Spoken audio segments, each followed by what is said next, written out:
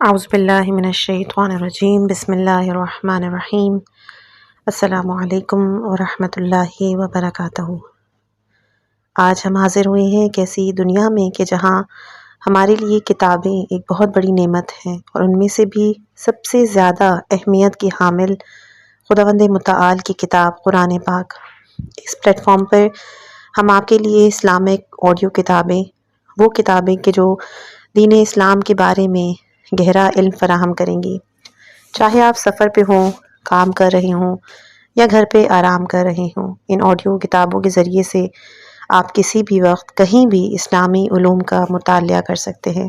ہماری کوشش ہے کہ آپ کو اعلیٰ معیار کی آڈیو کتابیں فراہم کی جائیں، اتھینٹک علماؤں کی کتابیں فراہم کی جائیں۔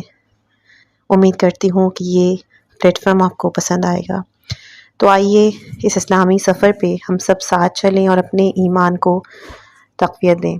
بڑھتے ہیں اپنی کتاب کی طرف۔ اب تمام سننے والوں کو تھمبنیل سے اندازہ ہو گیا ہوگا کہ ہم جس کتاب کا مطالعہ کرنے جا رہے ہیں اس کتاب کا نام ہے منازل الاخرہ، کہ جو شیخ عباس قمی نے لکھی ہے۔ کتاب شروع کرنے سے پہلے میں یہ بتانا چاہوں گی کہ جنہوں نے مجھے میسج کیا تھا کہ آپ شیخ عباس قمی کی بک منازل آخرہ ضرور ڈالیے گا، ان سے سب سے پہلے میں تہہ دل سے معذرت خواہ ہوں۔ اصل میں اس کتاب کا واقعاً میرا بھی کافی عرصے سے دل تھا، لیکن کیونکہ اس آپ کے کمنٹ سے پہلے کچھ اور کمنٹس آئے ہوئے تھے، کچھ کتابیں نہیں مل رہی تھیں اور کچھ ملی، تو پھر میں نے ان کے حوالے سے جو اس کتاب سے پہلے میں نے کتاب شروع کی ہوئی تھی وہ تھی خود سازی، اور جس کے لیے آپ لوگ پلے لسٹ میں جا کر اس کتاب کو بھی سن سکتے ہیں۔ بغیر کسی اور تمہید کے چلتے ہیں کتاب کی طرف۔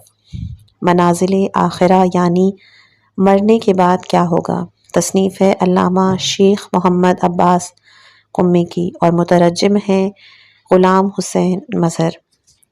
امیر المؤمنین حضرت علی علیہ السلام نے فرمایا، تمہیں معلوم ہونا چاہیے کہ دنیا ایسا گھر ہے کہ اس کے عواقب سے بچاؤ کا سامان اسی میں رہ کر کیا جا سکتا ہے۔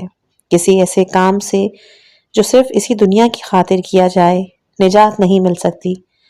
لوگ اس دنیا میں آزمائش میں ڈالے گئے ہیں۔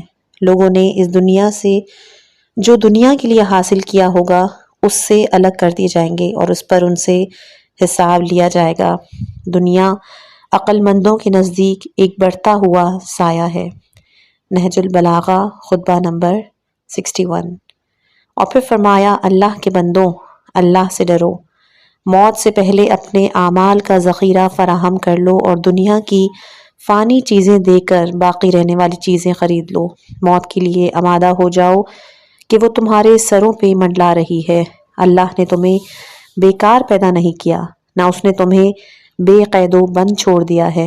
موت تمہاری راہ میں حائل ہے، اس کے آتے ہی تمہارے لیے جنت یا دوزخ ہے۔ وہ مدت حیات جسے ہرگز ہر گزرنے والا لحظہ کم کر رہا ہو اور ہر ساعت اس کی عمارت کو ڈھا رہی ہو، کم ہی سمجھے جانے کے لائق ہے۔ اور وہ مسافر جسے ہر نیا دن، ہر نئی رات کھینچے لیے جا رہی ہے، اس کا منزل تک پہنچنا جلد ہی سمجھنا اس کو چاہیے۔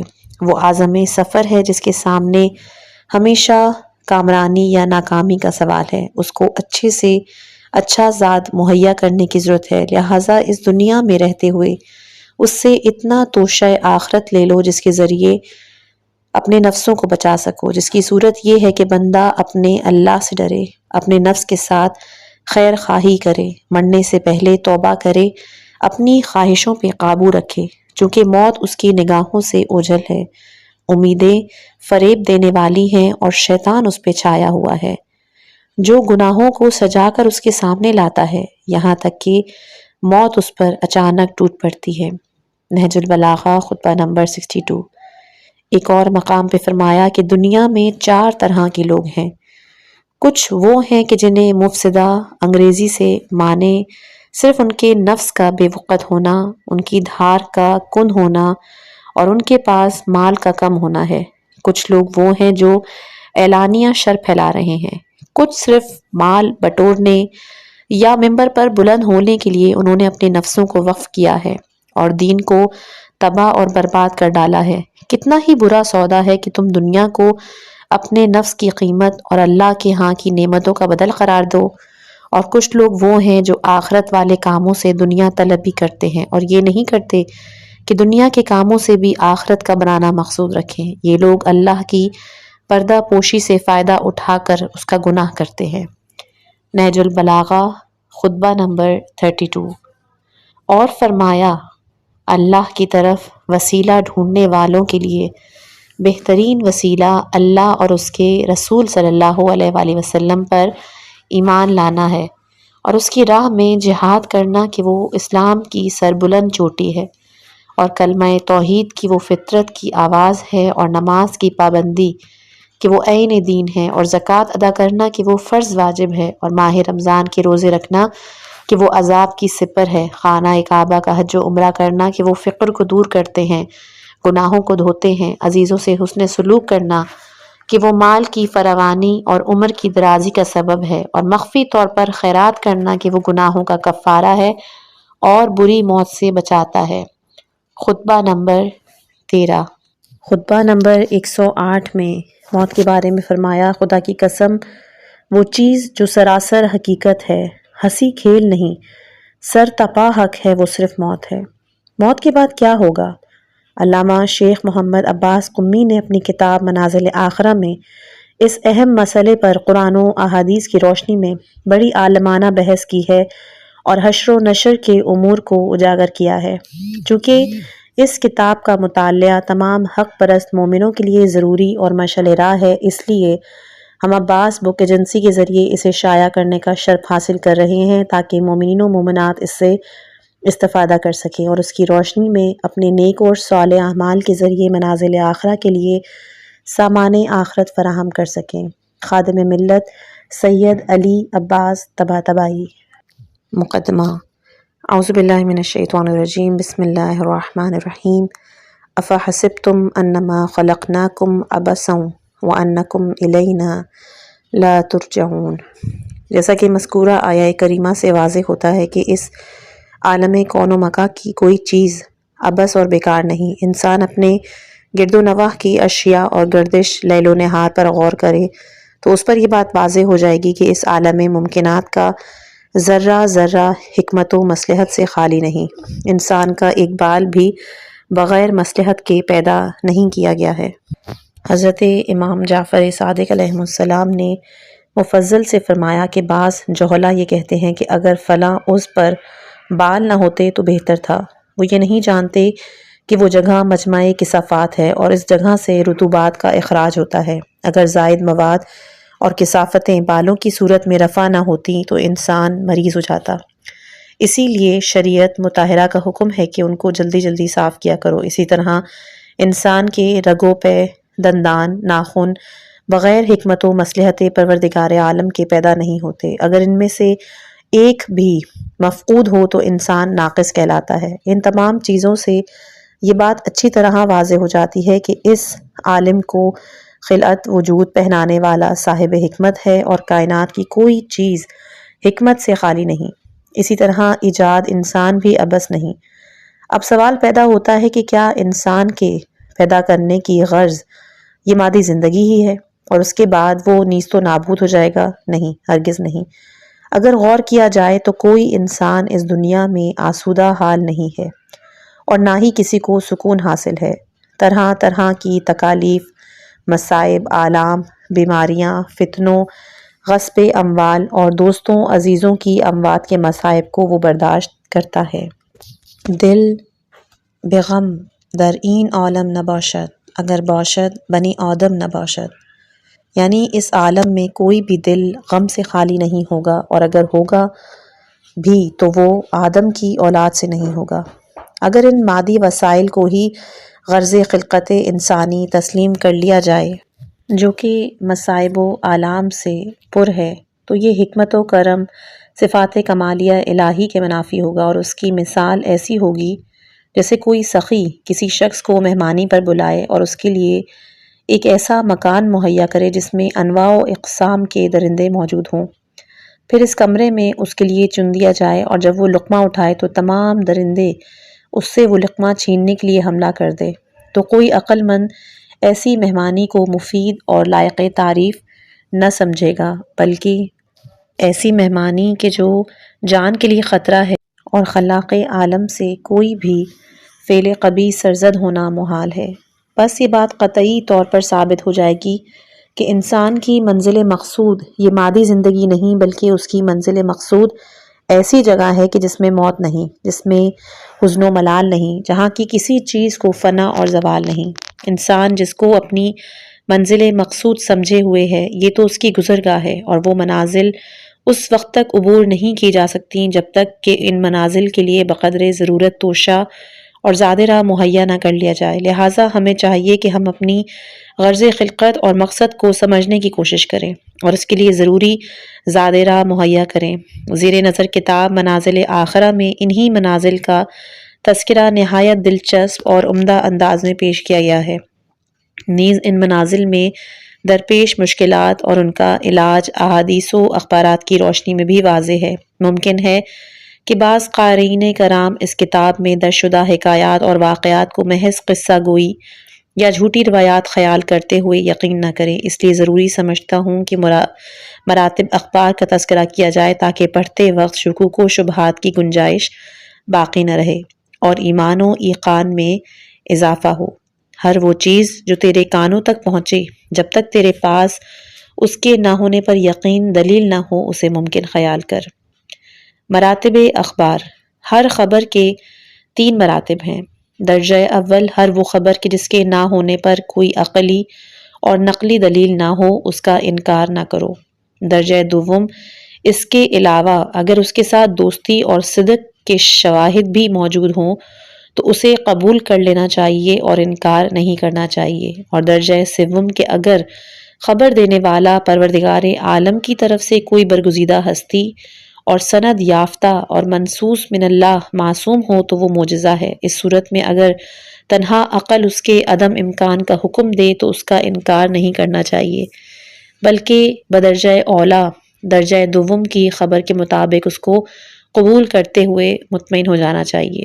جب ایک منجم یا علم حیت کا دعوے دار یہ دعویٰ کرے کہ فلاں ستارے کے گرد کئی اور سیارے یا ستارے ایسے ہی چکر لگا رہے ہیں جیسا کہ چاند زمین کے گرد، تو کوئی بھی شخص اس کا انکار نہیں کرے گا، بلکہ ممکن خیال کرتے ہوئے اس کے دعوے کو تسلیم کرے گا، کیونکہ وہ خالق ممکنات ایک چاند کو پیدا کر سکتا ہے، وہ اس پر بھی قادر ہے کہ اس کے علاوہ بھی کئی چاند تخلیق فرمائے۔ اور جب ان چیزوں کی تصدیق اقوال معصوم سے بھی ہو جائے تو انکار کی کوئی گنجائش باقی نہیں رہتی۔ یہی حالات ان رویائے صادقہ اور حکایات کی ہے جو کہ زیر نظر کتاب میں درج کی گئی ہے، لہٰذا محض حکایات سمجھ کر انکار کر دینا مستحسن نہیں ہے، جبکہ ان کا ماخذ فقہ علماء کی کتب ہیں۔ قبل ازیں مروج الاحکام مولانا غلام حسین صاحب مظہر نے پہلا ایڈیشن پیش کیا کہ جس میں کتاب منازل آخرہ حاج شیخ عباس قمی کا ترجمہ تھا، اور اصل کتاب میں بعض المنازل اور واقعات کے مفقود ہونے کے باعث صرف اسی کے ترجمے کو کافی سمجھا گیا۔ اب یہ والی کتاب زیر نظر دوسرا ایڈیشن بما مفید اضافہ ہے کہ جس میں ان تمام خوبیوں کا ازالہ کر دیا گیا ہے جو کہ پہلے ایڈیشن میں موجود تھیں۔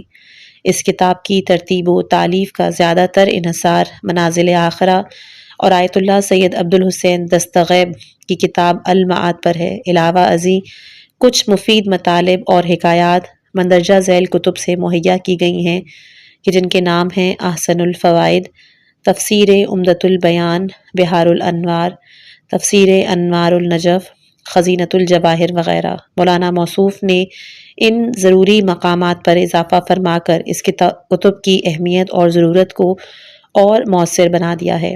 خلاق عالم ہمیں ان مطالب کو سمجھنے اور ان پر عمل کرنے کی توفیق عطا فرمائے۔ نیز مروج الاحکام مولانا غلام حسین صاحب مظہر جنہوں نے دن رات کی محنت شاقہ کے بعد اس کو ترتیب دیا ہے، ان کو اجر عطا فرمائے۔ مولانا گلزار حسین صاحب، سیکٹری ناصر العلوم، بھلوال، سرگودھا۔ فصل اول، معاد۔ معاد عود سے نکلا ہے جس کے معنی لوٹنا کے ہیں، چونکہ روح دوبارہ بدن کی طرف اود کرتی ہے، اس لیے اس کو معاد کہتے ہیں۔ معاد اصول دین میں سے ایک ہے کہ جس پر اعتقاد ہر مسلمان کے لیے واجب ہے کہ ہر انسان مرنے کے بعد دوبارہ زندہ ہوگا اور اسے اعمال کی جزا ملے گی۔ مسئلہ معاد جس کی ابتدا موت، اس کے بعد قبر، برزخ، قیامت کبریٰ اور آخر میں بہشت یا دوزخ ہے۔ معاد کا حواس خمسہ ظاہرہ کے ذریعے ادراک ناممکن ہے اور معاد دلائل عقلیہ سے ثابت ہے۔ مرنے کے بعد کیا ہوگا؟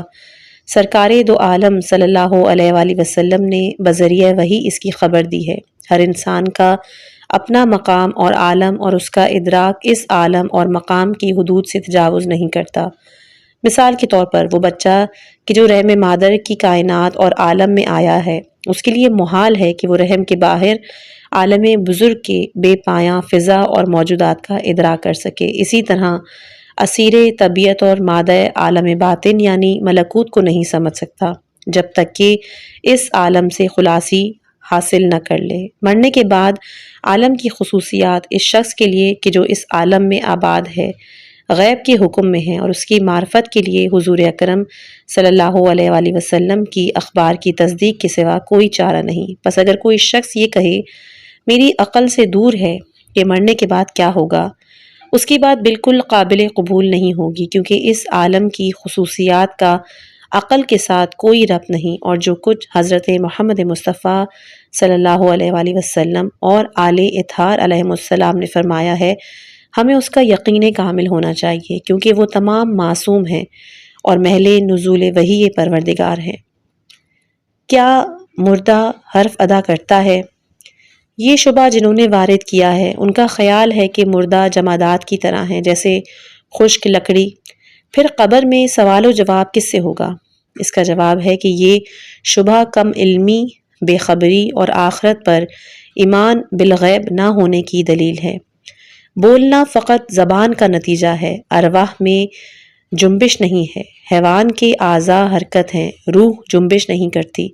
ایک واضح مثال ہے، آپ حالت نیند میں خواب کے وقت کلام کرتے ہیں مگر آپ کی زبان اور آپ کے لب حرکت نہیں کرتے۔ اگر کوئی شخص جاگ رہا ہو تو اس کو آواز نہیں سنائی دیتی، حالانکہ وہ جاگنے پر کہتا ہے کہ میں ابھی خواب میں فلاں کے ساتھ باتیں کر رہا تھا۔ اسی طرح دور دراز کے ملکوں کی سیر بھی کر لیتا ہے مگر جسم بستر پر موجود اور محفوظ رہتا ہے۔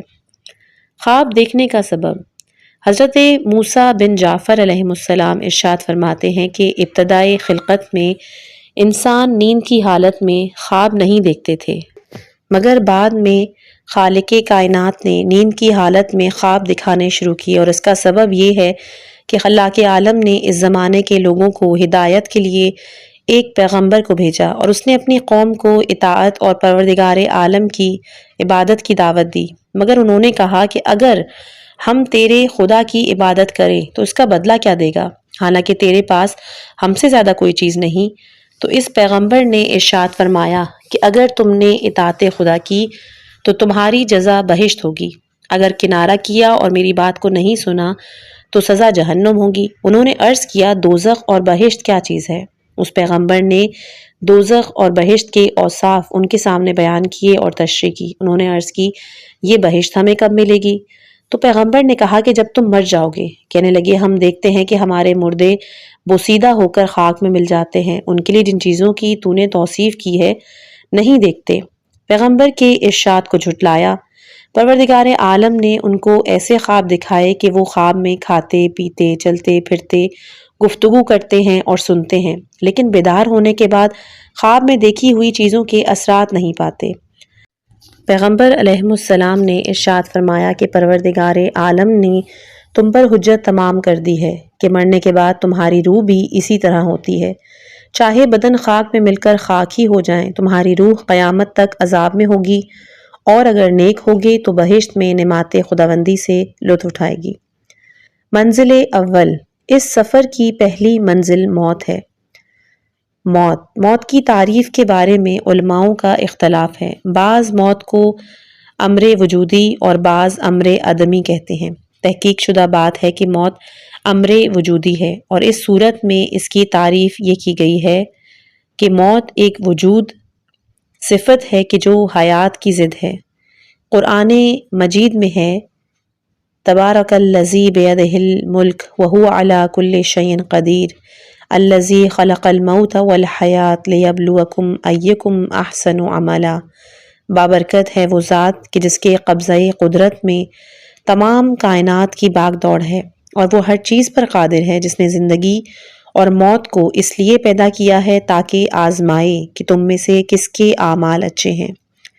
اس آیت میں زندگی اور موت کی تخلیق کا تذکرہ ہے۔ عدم محض کی تخلیق نہیں ہوتی۔ اگر موت امر عدمی ہوتی تو لفظ خلق قرآن میں استعمال نہ کیا جاتا۔ موت حقیقتاً بدن اور روح کے تعلق کا ختم ہونا ہے۔ روح اور بدن کے تعلق کو بے شمار تشبیہات کے ذریعے ظاہر کیا گیا ہے، جیسے ملاح اور کشتی، اور موت ایسے ہے جیسے کشتی کو ملاح کے اختیار سے جدا کر دیا جائے۔ روح وہ چراغ ہے کہ جو ظلمت کدہ بدن کو روشن کرتی ہے اور تمام اعضاء و جوارے روشنی حاصل کرتے ہیں۔ موت اس چراغ کا جدا کرنا ہے کہ جب اس کو جدا کیا جائے گا تو پھر وہ تاریک ہو جاتی ہے۔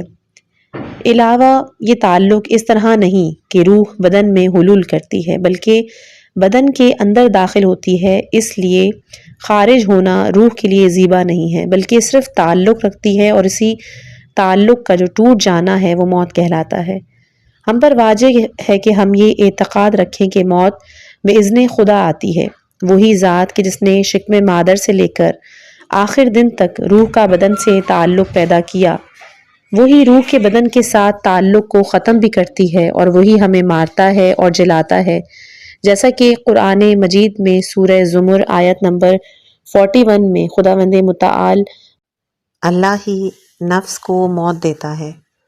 بعض جاہل عوام اسرائیل علیہ السلام کو برا کہتے ہیں اور دشمن سمجھتے ہیں کہ وہ ہماری اولاد کو اور ہمیں اولاد سے چھینتا ہے، اور یہ نہیں سمجھتے کہ وہ تو پروردگار عالم کی طرف سے اس کام پر مامور ہے، اور وہ اس کے حکم کے سوا کچھ بھی نہیں کرتا۔ روحیں کیسے قبض ہوتی ہیں؟ احادیث معراج کے ضمن میں روح کے قبض ہونے کی کیفیت یہ بیان کی گئی ہے کہ حضرت اسرائیل علیہ السلام کے سامنے ایک تختی موجود ہے جس پہ تمام نام تحریر ہیں۔ جس کی موت آ جاتی ہے اس کا نام تختی سے صاف ہو جاتا ہے، فوراً اسرائیل علیہ السلام اس کی روح قبض کر لیتا ہے۔ آنے واحد میں یہ ممکن ہے کہ ہزارہا انسانوں کے نام صاف ہو جائیں، اور اسرائیل علیہ السلام جیسا کہ ایک ہی وقت میں ہزاروں چراغ گل کیے جاتے ہیں، اس لیے تعجب نہیں کرنا چاہیے۔ در حقیقت مارنے والا خدا ہے، جیسا کہ قبض روح کی نسبت خدا کی طرف دی گئی ہے۔ تمہیں موت ملک الموت دیتا ہے جو کہ تم پر موکل ہے۔ اسی طرح سورہ نحل آیت نمبر 28 میں خدا نے فرمایا کہ جن لوگوں کی فرشتوں نے روح قبض کی اس وقت وہ اپنے آپ پر ظلم کر رہے تھے۔ انسان کو مارنے والے اسرائیل علیہ السلام اور اس کے اعوان و انصار فرشتے ہیں۔ یہ تینوں درست ہیں کیونکہ اسرائیل علیہ السلام اور ان کے اعوان و انصار فرشتے اللہ کے حکم سے ہی روح کو قبض کرتے ہیں، جیسا کہ لشکر بادشاہ کے حکم سے دوسری حکومتوں کو فتح کرتا ہے، اور کہا جاتا ہے کہ فلاں لشکر نے فلاں ملک کو فتح کیا۔ در حقیقت یہ فتوحات بادشاہ کی فہم و فراست اور حکمرانی کی وجہ سے ہوتی ہیں۔ یہ تمام مثالیں حقیقت کو سمجھانے کے لیے ہیں، ورنہ حقیقت اس سے بالا تر ہے۔ در حقیقت زندہ کرنے والا اور مارنے والا خدا ہی ہے۔ پروردگار عالم نے جیسا کہ اس دنیا کو دارالاسباب قرار دیا ہے، اسی طرح موت کے لیے بھی اسباب معین ہیں، جیسے مریض ہونا، قتل ہونا، حادثے میں مرنا، گر کے مرنا وغیرہ۔ یہ تمام موت کے اسباب اور بہانے ہیں، ورنہ کئی اشخاص ایسے ہیں کہ امراض شدیدہ میں مبتلا ہوتے ہیں اور صحت یاب ہو جاتے ہیں، بس بیٹھے بیٹھے موت ہو جاتی ہے۔ یہ اسباب تنہا موجب موت نہیں، اگر پیمانہ عمر لبریز ہو گیا تو پروردگار عالم اس کی روح قبض کر لیتا ہے۔ بعض انسانوں کی روح آسانی کے ساتھ اور بعض کی سختی کے ساتھ قبض کی جاتی ہے۔ روایات میں موجود ہے کہ مرنے والا محسوس کرتا ہے گویا کہ اس کے بدن کو قینچی کے ساتھ کاٹا جا رہا ہے یا چکی میں پیسا جا رہا ہے، اور بعض کو ایسا محسوس ہوتا ہے گویا پھول سونگھ رہے ہوں۔ سورہ نحل آیت نمبر 32 میں ہے یہ وہ لوگ ہیں جن کی روحیں فرشتے اس حالت میں قبض کرتے ہیں کہ وہ نجاست کفر سے پاک و پاکیزہ ہوتے ہیں، تو فرشتے ان سے کہتے ہیں سلام علیکم، جو نیکیاں تم دنیا میں کرتے تھے اس کے صلے میں جنت میں بے تکلف چلے جاؤ۔ اور یہ بھی سمجھ لینا ضروری ہے کہ یہ بھی کوئی قاعدہ کلیہ نہیں کہ ہر مومن کی جان آسانی کے ساتھ قبض کی جائے، بلکہ اکثر مومنین ایسے ہیں کہ لطف خداوندی شامل حال ہوتا ہے، لیکن بعض گناہوں کی وجہ سے جان سختی سے نکلتی ہے تاکہ مومن دنیا میں ہی گناہوں کی کثافتوں سے پاک ہو جائے۔ کفار کے لیے یہ سختی عذاب کی زیادتی اور آخرت کے عذاب کا مقدمہ ہوتی ہے۔ سورہ محمد آیت نمبر 27 کہ تو جب فرشتے ان کی جان نکالیں گے اس وقت ان کے چہروں اور پشت پر مارتے جائیں گے۔ کبھی کفار اور فساق لوگوں کی جان آسانی سے بھی قبض ہوتی ہے کیونکہ یہ شخص اہل عذاب میں سے ہے، لیکن اپنی زندگی میں کچھ اچھے کام کیے جیسے یتیم پہ خرچ، مظلوم کی فریاد رسی، لہٰذا اس کا حساب اسی جگہ بے باک کرنے کے لیے جان آسانی سے نکلتی ہے تاکہ آخرت میں اس کا کار خیر کے معاوضے کا مطالبہ ختم ہو جائے۔ در حقیقت قبض روح کافر کے لیے پہلے بدبختی ہے، چاہے جان آسانی سے نکلے یا سختی کے ساتھ، اور مومن کے لیے موت نعمت اور سعادت ہے، جان کری میں سختی ہو یا آسانی۔ اسی وجہ سے مومن یا کافر کی نسبت سے آسانی یا سختی کو کلیہ قرار نہیں دیا جا سکتا۔ دنیا کے ساتھ محبت، موت سے کراہت اور دنیا سے دوستی اس وجہ سے ہوتی ہے کہ انسان دنیاوی خوشی سے بہرہ مند ہے، جیسا کہ اکثر لوگوں کا حال ہے، غلط اور عقلاً بیجا۔ دنیا بہزار دقت حاصل ہوتی ہے، ہزاروں مصیبتیں سختیاں ساتھ لے کر آتی ہے، اس کو فنا اور زوال ہے، بقا اور دوام اور وفا نہیں۔ کیا خوب ایک شاعر نے کہا ہے کہ جس کا ترجمہ ہے کہ اپنے دل کو دنیا سے نہ لگاؤ کیونکہ یہ وہ بے وفا عروس یعنی دلہن ہے کہ جس نے کسی شخص کے ساتھ بھی ایک رات محبت سے بسر نہیں کی۔ اس کے علاوہ قرآن مجید میں دنیا کی محبت کو کفار کی صفات میں شمار کیا گیا ہے کہ کفار دنیاوی زندگی پہ راضی اور اس پر مطمئن ہو گئے۔ اسی طرح قرآن میں ایک اور جگہ ہے کہ کیا تم آخرت کو چھوڑ کر دنیاوی زندگی پہ راضی ہو گئے ہو؟ اور یہودیوں کے لیے تو اس طرح فرمایا ہے کہ تم میں سے ہر ایک کی خواہش ہے کہ کاش 1000 سال دنیا میں عمر پاتا۔ اس بارے میں آیات اور روایات کثیرہ موجود ہیں۔ یہاں پر مشہور حدیث نبوی ہے حب الدنیا راس کل خطیہ کہ دنیا کی دوستی تمام گناہوں کی جڑ ہے۔ اس کا نقل کرنا یہاں کافی ہے۔ موت کے ساتھ دوستی، اہم ترین بات یہ ہے کہ انسان اللہ سے ملنے کو محبوب سمجھے اور مومن موت کو برا نہ سمجھے، موت کی وحشت ناکی سے ڈرتا رہے، نہ کہ موت کی خواہش کرتا رہے یا پناہ بخدا خودکشی کرے، بلکہ اس دنیا میں گناہوں سے توبہ کرے، اپنے نفس کی اصلاح کرے اور خیرات دے، اور جب بھی خدا اس کے لیے موت مقرر کرے اسی حالت میں اس کو نعمت خداوندی سمجھے کہ کتنا جلدی اس نے دارالثواب میں پہنچا دیا۔ اگر گناہ گار ہے تو یہ سمجھے کہ موت کے وسیلے سے گناہ کاری کے رشتے کو ختم کر دیا اور سزا کا کم مستحق ہوا۔ خلاصہ یہ کہ موت میں خدا کی رضا پر راضی اور دارالغرور سے دارالسرور میں پہنچنے اور دوستوں کے وصال یعنی محمد و آل محمد اور آل اطہار نیز نیک روحوں کی ملاقات سے خوش ہو۔ اسی طرح جب تک پروردگار عالم چاہے تخیر موت اور طول عمر پر راضی رہے تاکہ اس دارالفنا میں آخرت کے طولانی سفر کے لیے زیادہ توشہ سفر جمع کرے، کیونکہ اس منزل تک پہنچنے کے لیے گھاٹیاں پیچیدہ اور مقامات دشوار ہیں۔ اس جگہ ہم ان میں سے چند مقامات کی طرف اشارہ کرتے ہیں۔ عقبہ اول، سکرات، موت اور جان کی سختی کے بارے میں قرآن میں سورہ قاف آیت نمبر 19 میں بیان ہے، اور موت کی بے ہوشی حق کے ساتھ آ گئی، یہ وہی تو ہے جس سے تم کنارہ کیا کرتے تھے۔ یہ عقبہ بہت دشوار ہے جس میں ہر طرف سے مصائب و شدائد مرنے والے کی طرف بڑھتے ہیں۔ ایک طرف تو مرض اور درد کی شدت، بندش زبان، اعضاء سے جسمانی کمزوری، اور دوسری طرف اہل و عیال کی چیخ و پکار، ان کی جدائی، بچوں کی بے کسی، یتیمی کا غم، اور اس پر یہ کہ اپنی دولت، مکانات، جاگیروں اور نفیس چیزوں کے ذخیروں کی جدائی کا غم، جن کے حصول کے لیے اس نے اپنے بے شمار وسائل سے کام لے کر اپنی زندگی کے متاع عزیز کو صرف کیا تھا، بلکہ اکثر ایسا بھی ہوا کہ اکثر مال لوگوں سے ظلم کے ذریعے غصب کیا، اور جس قدر مال سے تعلق اور قبضہ زیادہ ہوتا گیا وہ سانپوں کا خزانہ بنتا گیا اور واپس نہ کیا۔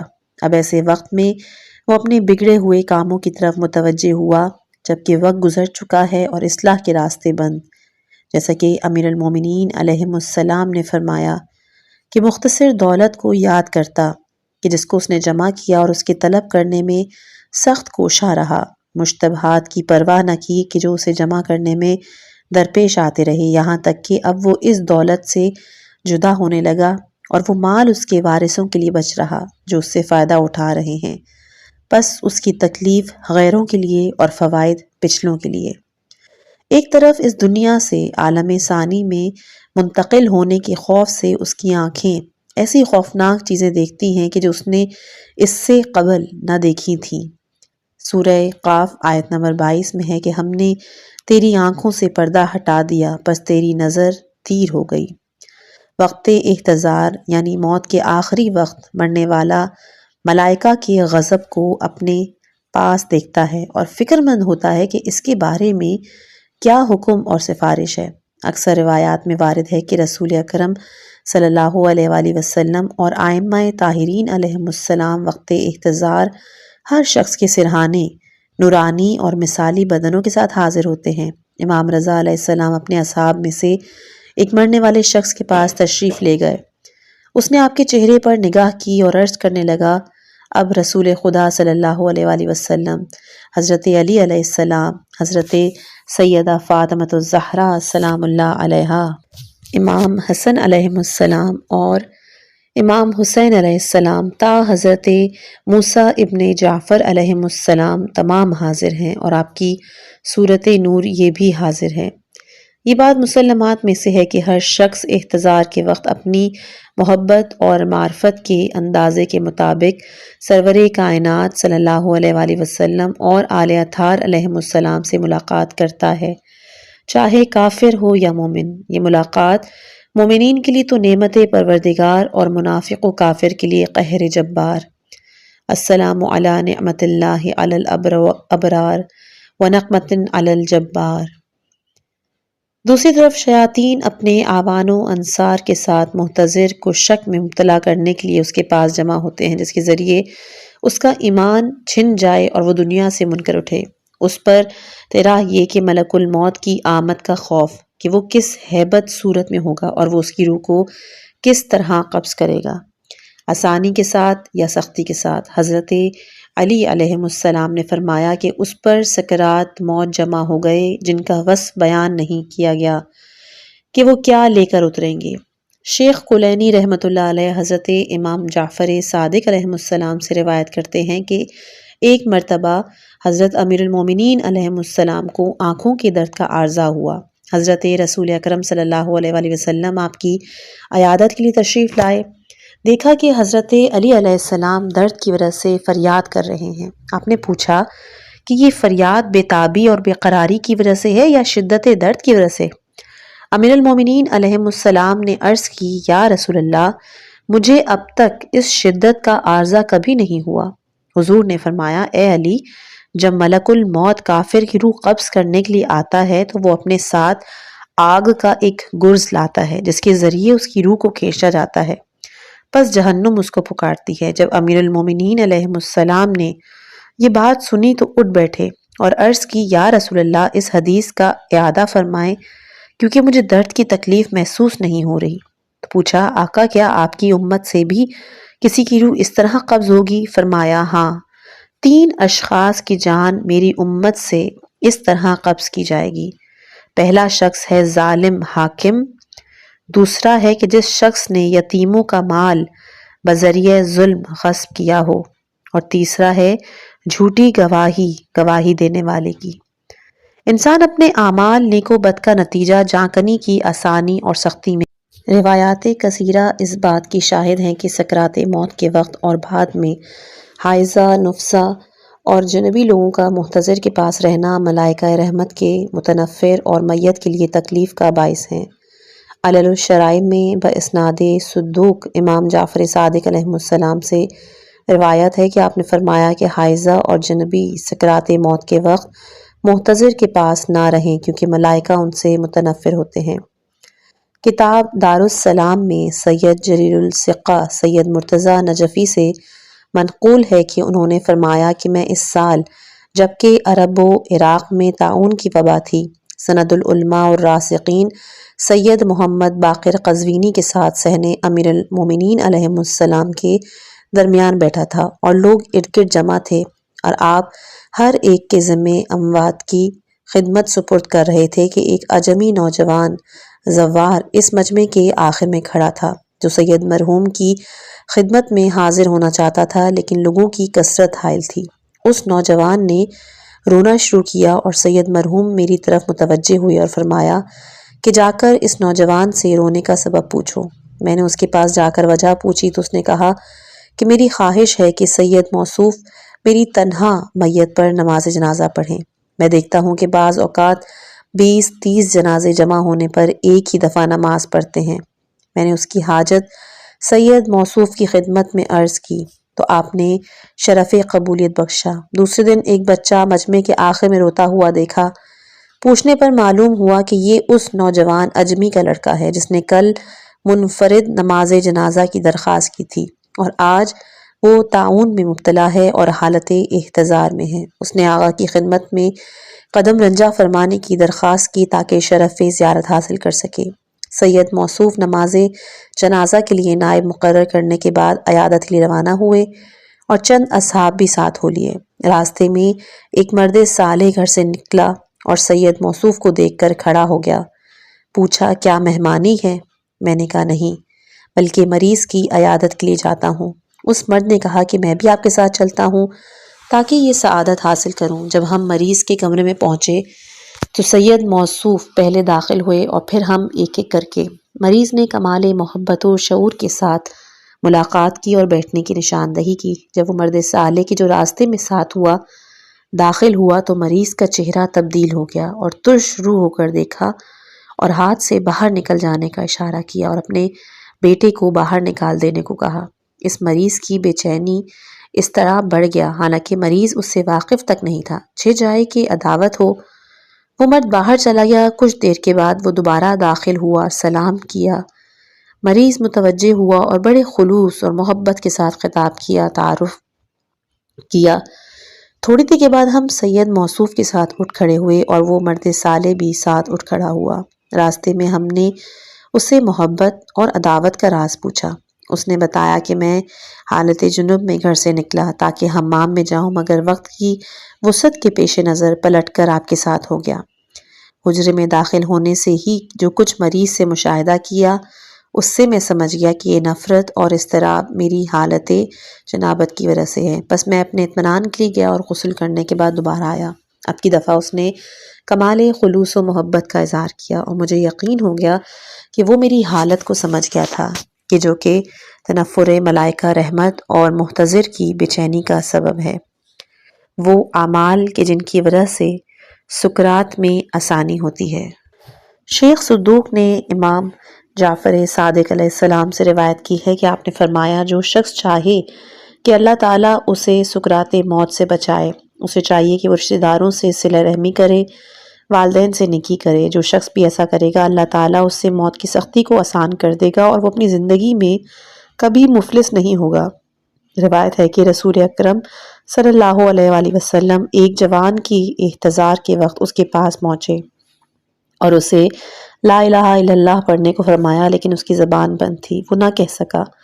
آپ نے دوبارہ کہا مگر وہ نہ کہہ سکا۔ آپ نے 6 بار کہا، وہ نہیں کہہ سکا۔ انہوں نے اس جوان کے سرہانے بیٹھی ہوئی عورت سے پوچھا اس کی والدہ موجود ہے؟ اس نے کہا ہاں میں ہی ہوں۔ آپ نے پوچھا کیا تو اسے ناراض ہے؟ اس نے کہا یا جی ہاں، میں آپ کی رضا کے ساتھ ہوں۔ جو ہی اس نے اپنا رضامندی کے لیے اظہار پیش کی، بیٹے سے کلام کیا تو فوراً اس کی زبان کھل گئی۔ آن حضرت صلی اللہ علیہ وآلہ وسلم نے اسے کلمہ توحید پڑھنے کی تلقین کی تو اس نے کلمہ لا الہ الا اللہ اپنی زبان پہ جاری کیا۔ پھر آپ نے اس سے پوچھا تو کیا دیکھتا ہے؟ اس نے کہا کہ میں ایک قبیح المنظر آدمی کو دیکھ رہا ہوں جس کا لباس گندا ہے، بدبودار ہے، میرے پاس آیا اور وہ میرے گلے کو دبوچ لیا ہے۔ پھر حضور نے اس سے کچھ کلمات پڑھنے کو کہے۔ جب اس شخص نے وہ کلمات اپنی زبان پہ جاری کیے تب انہوں نے پوچھا رسول اللہ نے کہ اب تو کیا دیکھتا ہے؟ تو اس نے کہا میرے پاس ایک بہت ہی خوبصورت اور خوش وضع آدمی ہے کہ وہ سیاہ شخص پشت پھیر کر جا رہا ہے۔ حضور نے کلمات دوبارہ پڑھنے کی تلقین کی۔ جب اس نے دوبارہ پڑھے تو پھر آپ نے پوچھا کہ اب تو کیا دیکھتا ہے؟ کہا کہ اب وہ سیاہ رو آدمی مجھے نظر نہیں آ رہا اور نورانی شکل میرے پاس ہے۔ اور اسی حالت میں اس جوان نے وفات پائی۔ اس حدیث پر اچھی طرح غور کیا جائے تو معلوم ہوگا کہ حقوق والدین کے اثرات کس قدر سخت ہیں، باوجود کہ اس شخص کا شمار آپ کے صحاباؤں میں تھا۔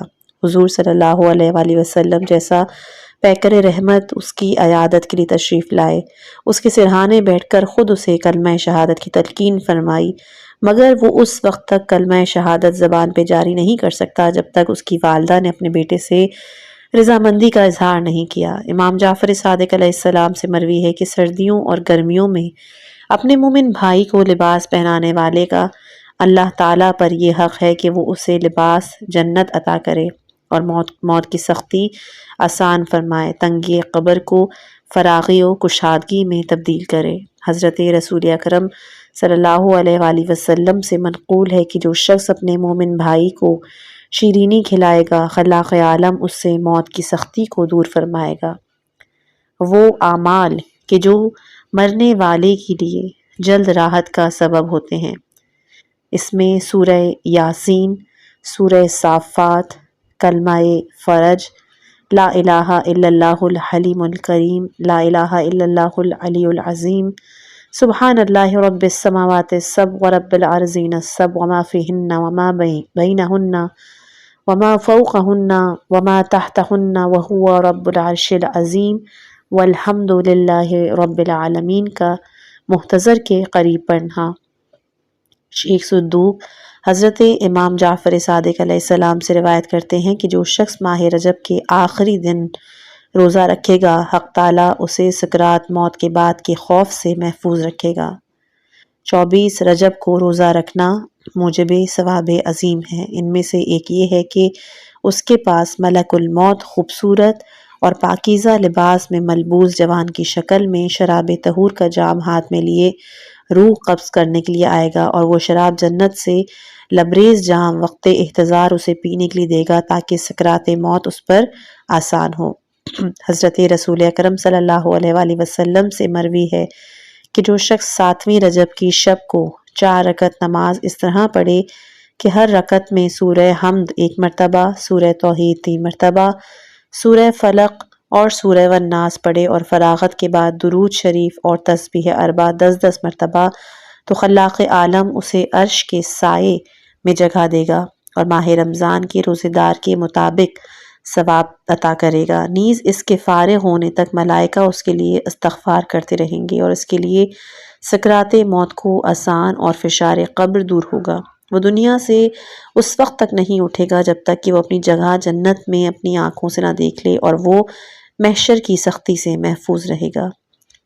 حضرت رسول اکرم صلی اللہ علیہ وآلہ وسلم سے روایت ہے کہ جو شخص اس دعا کو ہر روز 10 مرتبہ پڑھے گا، اللہ تعالیٰ اس کے 4000 گناہان کبیرہ معاف فرمائے گا اور سکرات موت، فشار قبر اور روز قیامت کی 1,00,000 ہولناکیوں سے نجات دے گا اور شیطان اور اس کے لشکر سے محفوظ رکھے گا۔ نیز اس کا قرض ادا ہوگا اور اس سے رنج و غم دور رہے گا۔ وہ دعا اسکرین شاٹ پہ لگا دی جائے گی، آپ اس کی اسکرین شاٹ نکال کے اپنے پاس رکھ لیجیے گا۔ اسی طرح جو شخص اس دعا کو 70 مرتبہ پڑھے اس کے لیے ثواب عظیم ہے، کم از کم یہ کہ اس کے پڑھنے والے کو جنت کی بشارت دی جائے گی، اور وہ دعا یہ ہے: یا اسمع السامعین، یا ابصر المبصرین، یا اسمع الحاسبین، و یا احکم الحاکمین۔ شیخ کلینی حضرت امام جعفر صادق سے روایت کرتے ہیں کہ آپ نے فرمایا کہ سورہ اذا زلزلت الارض زلزالہا کو نماز نافلہ میں پڑھنے سے دل تنگ نہیں کرنا چاہیے، کیونکہ حق تعالیٰ ایسے شخص کو زلزلہ، بجلی، آفات ارض و سماوی سے محفوظ رکھتا ہے، اور اس سورے کو ایک مہربان فرشتے کی شکل میں اس شخص کے پاس بھیجتا ہے کہ جو اس کے احتضار کے وقت اس کے پاس بیٹھ جاتا ہے، اور ملک الموت سے خطاب فرماتا ہے کہ اے ملک الموت، اس ولی اللہ کے ساتھ مہربانی سے پیش آنا، کیونکہ یہ اکثر مجھے پڑھا کرتا تھا۔ عقبہ دوم، موت کے وقت حق سے عدول، یعنی مرتے وقت حق سے باطل کی طرف پلٹ جانا، اور یہ اس طرح ہے کہ شیطان مرنے والے کے پاس حاضر ہو کر اسے وسوسہ شیطانیہ میں مبتلا کر کے شکوک شبہات میں ڈالتا ہے، یہاں تک کہ وہ ایمان سے خارج کر دیتا ہے۔ اسی لیے شیطان سے پناہ مانگنے کے لیے دعائیں ہیں۔ جناب فخر المحققین ارشاد فرماتے ہیں کہ جو شخص اس سے محفوظ رہنا چاہے، اسے چاہیے کہ ایمان اور اصول خمسہ کو دلائل قطعیہ کے ساتھ ذہن میں حاضر کریں، خلوص دل کے ساتھ اس اعتقاد کو خدا کے سپرد کرے تاکہ موت کے وقت یہ وسوسہ شیطان کا رد ثابت ہو، اور عقائد حقہ کے ورد کے بعد ایک دعا پڑھے، کہ جس دعا کی میں اسکرین شاٹ یہاں پہ ڈال دی ہے، آپ یہ ضرور اپنے پاس رکھ سکتے ہیں۔ اسی طرح فخر المحققین کے ارشاد کے مطابق مشہور دعائے عدیلہ کے معنی کو سمجھ کر حضور قلب کے ساتھ پڑھنا موت کے وقت حق سے عدول کے خطرے سے سلامتی کے خواہش مند کے لیے مفید ہے۔ شیخ طوسی رحمۃ اللہ علیہ نے محمد بن سلیمان سے روایت کی کہ میں نے امام جعفر صادق علیہ السلام کی خدمت میں عرض کی کہ آپ کے پیروکار شیعہ کہتے ہیں کہ ایمان کی دو قسمیں ہیں، اول ایمان ثابت اور مستقر، دوم کہ جو بطور امانت سپرد کیا گیا ہے اور زائل بھی ہو سکتا ہے۔ آپ مجھے ایسی دعا تعلیم کریں کہ جب بھی میں اس کو پڑھوں تو میرا ایمان کامل ہو جائے اور زائل نہ ہو۔ تب آپ نے کہا کہ اس دعا کو ہر واجب نماز کے بعد پڑھا کرو۔ اس کا بھی اسکرین شاٹ میں اس میں ڈال دوں گی، آپ اس کو بھی، بہت ہی مشہور دعا ہے، رضیت باللہ ربا و بمحمد، انشاءاللہ کہ یہ بھی آپ اپنی دعاؤں میں ایڈ کر لیجئے گا۔ آسانی موت کے اعمال، ان چیزوں کے باب میں جو اس سخت عقبے میں مفید ہیں، سب سے پہلے ہے نماز کا پابندی وقت کے ساتھ ادا کرنا۔ ایک حدیث میں ہے کہ کائنات کے مشرق و مغرب میں کوئی بھی صاحب خانہ ایسا نہیں کہ ملک الموت دن رات پانچوں نمازوں کے اوقات میں انہیں نہ دیکھتا ہو۔ جب بھی کسی کی روح قبض کرنا چاہتا ہے، اگر وہ پابندی وقت کے ساتھ نماز پڑھنے کا عادی ہے تو ملک الموت اسے شہادتین کی تلقین کرتا ہے اور ابلیس ملعون کو اس سے دور بھگاتا ہے۔ منقول ہے کہ حضرت امام جعفر صادق علیہ السلام نے ایک شخص کو لکھا، اگر تو چاہتا ہے کہ تیرا خاتمہ اعمال صالحہ کے ساتھ ہو اور تیری روح ایسی حالت میں قبض کی جائے کہ تو افضل اعمال کا حامل ہو، تو اللہ کے حقوق کو بزرگ و برتر سمجھ، نہ کہ تو اس کی عطا کردہ نعمتوں کو اس کی نافرمانی میں صرف کر، اس کے حلم سے ناجائز فائدہ اٹھا کے مغرور ہو جائے۔ ہر اس شخص کو عزت کی نگاہ سے دیکھ جس کو تو ہمارے ذکر میں مشغول پائے، یا وہ ہماری محبت کا دعویٰ کرے، اس میں تیرے لیے کوئی عیب نہیں کہ تو اس کو عزت کی نگاہ سے دیکھے، خواہ وہ اس میں سچا ہو یا جھوٹا، اس میں تجھے تیری صدق نیت تجھے نفع دے گی اور جھوٹ کا نقصان پہنچے گا۔ خاتمہ بالخیر اور بدبختی کو نیک بختی میں تبدیل کرنے کے لیے صحیفہ کاملہ کی 11ویں دعائے تمجید یا من ذکرہ شرف للذاکرین کا پڑھنا مفید ہے، اور کافی میں مذکورہ دعائے تمجید کا پڑھنا بھی مفید ہے۔ ذیقت کے یک شنبے کے لیے وارد شدہ نماز کو اس ذکر شریف کے ساتھ پڑھنا زیادہ مفید ہے۔ ربنا لا تزغ قلوبنا بعد اذ ہدیتنا وہب لنا من لدنک رحمہ انک انت الوہاب، یہ سورہ آل عمران کی آیت نمبر 8 ہے۔ اس کے علاوہ تسبیح جناب سیدہ سلام اللہ علیہا کی پابندی کے ساتھ پڑھنا، عقیق کی انگوٹھی پہننا، خصوصاً سرخ عقیق کی، اور اگر اس پہ محمد نبی اللہ و علی ولی اللہ نقش ہو تو اور بھی بہتر ہے۔ اسی طرح سورہ قد افلح المؤمنون کا ہر جمعے کو پڑھنا اور اس دعا کا نماز صبح، نماز مغرب کے بعد 7 مرتبہ پڑھنا، بسم اللہ الرحمن الرحیم، لا حول ولا قوت الا باللہ العلی العظیم۔ 22 رجب کی شب کو 8 رکعت نماز اس طریقے سے پڑھے کہ ہر رکعت میں الحمد 1 مرتبہ اور قل یا ایھا الکافرون 7 مرتبہ پڑھے۔ فارغ ہونے کے بعد 10 مرتبہ سورہ درود شریف اور 10 مرتبہ استغفار۔ سید بن طاؤس نے رسول اکرم صلی اللہ علیہ وآلہ وسلم سے روایت کی ہے کہ جو شخص 6 شعبان کو 4 رکعت نماز اس طرح پڑھے کہ ہر رکعت میں سورہ حمد 1 مرتبہ اور سورہ توحید 50 مرتبہ، تو اللہ اس کی روح کو بڑی نرمی کے ساتھ قبض کرے گا، اس کی قبر بھی کشادہ ہوگی اور وہ اپنی قبر سے ایسے اٹھے گا جیسے اس کا چہرہ 14ویں کے چاند کی طرح روشن اور کلمہ شہادت زبان پہ ہوگی۔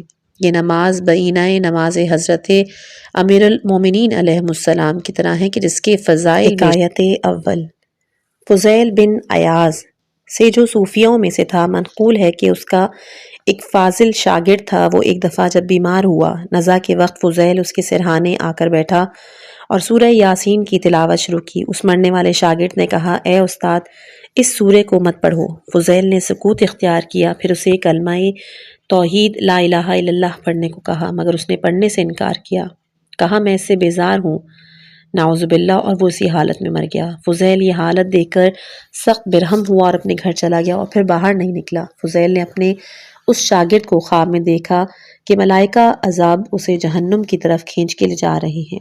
فضیل نے اس سے پوچھا، تو میرے فاضل شاگردوں میں سے تھا، تجھے کیا ہوا کہ خداوند متعال نے تجھ سے معرفت کا خزانہ چھینا اور تیرا انجام برا ہوا؟ اس نے کہا کہ اس کی 3 وجوہات ہیں جو مجھ میں تھیں۔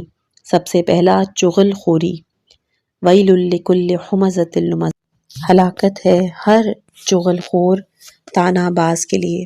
دوم حسد کرنا، حسد ایمان کو اس طرح کھاتا ہے جس طرح آگ لکڑی کو۔ اور سوم ہے نکتہ چینی کرنا، فتنہ قتل سے بھی زیادہ بڑا ہے۔ مجھے ایک بیماری تھی جس کے لیے ڈاکٹر نے یہ تجویز کیا تھا کہ میں ہر سال 1 پیالہ شراب پیا کروں، اگر یہ نہیں پیا تو بیماری نہیں چھوڑے گی، لہٰذا میں طبیب کی ہدایت کے مطابق شراب پیتا رہا اور انہی 3 وجوہات کی بنا پر جو مجھ میں تھی میرا انجام برا ہوا اور مجھے اس حالت میں موت آئی۔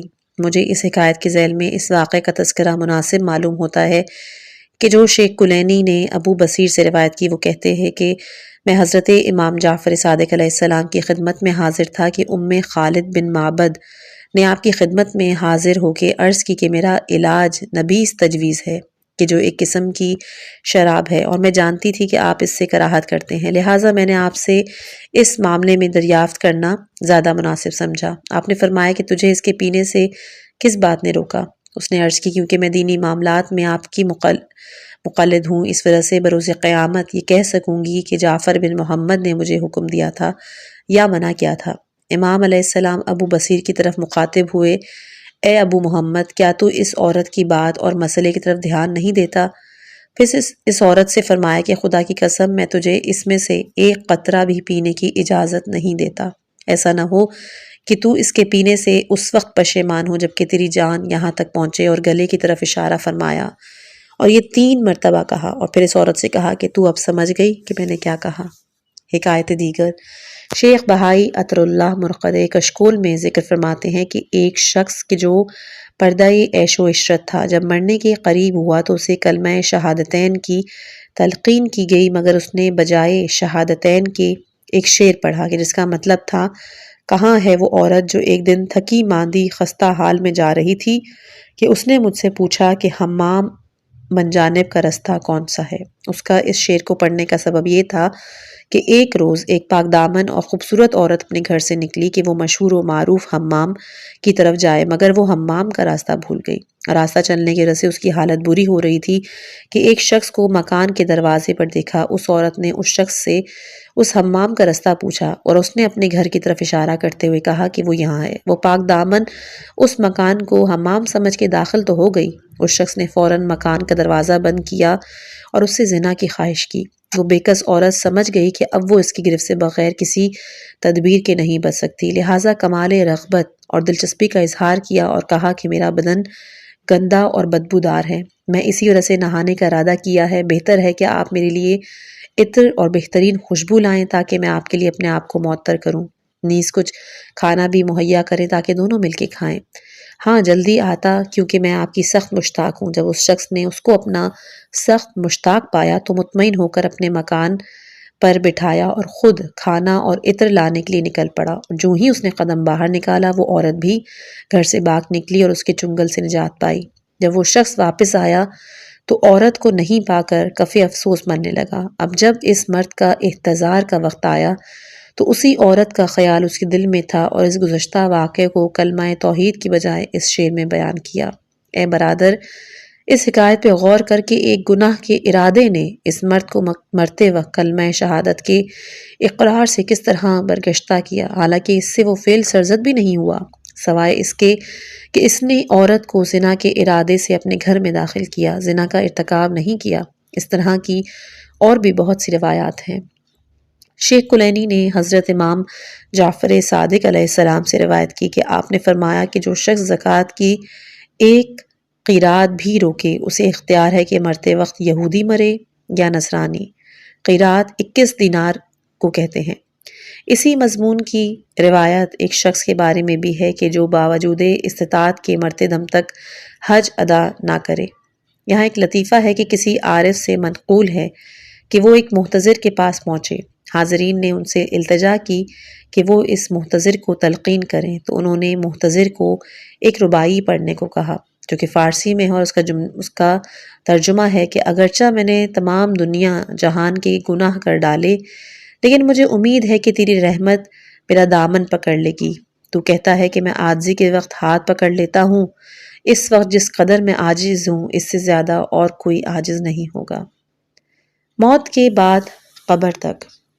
روح قبض ہونے کے بعد روح بدن کے اوپر ٹھہری رہتی ہے، پھر مومن کی روح کو فرشتے آسمان کی طرف لے جاتے ہیں اور کافر کی روح کو نیچے۔ مومن کے جنازے کو جب اٹھایا جاتا ہے تو آواز آتی ہے مجھے جلدی جلدی منزل تک پہنچاؤ، اور کافر ہے تو کہتا ہے کہ مجھے قبر میں لے جانے کے لیے جلدی نہیں کرو۔ غسل کے وقت مومن فرشتوں کے جواب میں کہتا ہے جو پوچھتے ہیں کہ کیا تو واپس دنیا میں اپنے اہل و عیال کے پاس جانا چاہتا ہے؟ یہ کہتا ہے میں نہیں چاہتا کہ دوبارہ سختی اور مصائب و آلام کی طرف جاؤں۔ میت کی روح غسل اور تشیع جنازے کے وقت حاضر ہوتی ہے، غسال کو دیکھتی ہے، اور بعض روایت میں ہے کہ غسل دیتے وقت اور لٹاتے وقت میت کو ایسا محسوس ہوتا ہے گویا کسی نے بالا خانے سے نیچے گرا دیا ہو، اور غسال کے سخت ہاتھ ایسے محسوس ہوتے ہیں گویا اس کے جسم کو پیٹا جا رہا ہو، لہٰذا غسال کو چاہیے کہ وہ نرم ہاتھ لگائے تاکہ تکلیف نہ ہو۔ میت حاضرین کی باتوں کو سنتی ہے، ان کی شکلوں کو پہچانتی ہے، اس لیے چاہیے کہ میت کے اطراف و جوانب میں جمع ہونے والے لوگ زیادہ باتیں نہ کریں، آمد و رفت نہ ہو، حائضہ، نفسہ اور جنبی حضرات میت کے پاس نہ ہوں، کیونکہ یہ تمام باتیں ملائکہ رحمت کی نفرت کی موجب ہیں، بلکہ ایسے کام کرنے چاہیے کہ جو نزول رحمت پروردگار کا باعث ہوں، جیسے یاد خدا، تلاوت کلام پاک وغیرہ۔ احتضار، غسل و کفن، دفن کے وقت مذہبی رسوم مستحبات کی رعایت ضرور کریں۔ بعض اخبار میں محدثین نے یہ بھی فرمایا کہ دفن کرنے کے بعد روح بدن سے دوبارہ تعلق پیدا کرتی ہے، اور جب مشایعت کرنے والوں کو واپس گھروں کو جاتے دیکھتی ہے تو سمجھ لیتی ہے کہ تنہا چھوڑے جا رہے ہیں، بے آرام ہو جاتی ہے، حسرت بھری نگاہیں کرتی ہے کہ جس اولاد کو تکلیف کے ساتھ پالا پشت پھیر کر جا رہی ہے، اب سوائے اعمال کے کوئی بھی مونس و غمخوار نہیں۔ سب سے پہلی بشارت جو مومن کو قبر میں دی جاتی ہے وہ یہ ہے کہ اے مومن، خدا نے تجھے اور تیرے جنازے کی مشیت کرنے والے مومنین کے تمام گناہ بخش دیے ہیں۔ انشاءاللہ کہ فصل دوم کی جو قبر کے حوالے سے ہے وہ اگلی آڈیو میں پیش کیا جائے گا۔ خداوند متعال سے دعا ہے کہ ہمیں اپنے دین کی صحیح سمجھ عطا فرمائے اور عمل پر ثابت قدم رکھے۔ اگر آپ کو یہ ویڈیو پسند آئی ہے تو پلیز اسے لائک کریں، شیئر کریں اور چینل کو ضرور سبسکرائب کیجیے گا۔ نیچے کمنٹس میں اپنے تاثرات ضرور لکھیے گا۔ اپنی خاص دعاؤں میں یاد رکھیے گا، آپ تمام سننے والے میری دعاؤں میں ہیں۔ والسلام علیکم ورحمۃ اللہ وبرکاتہ۔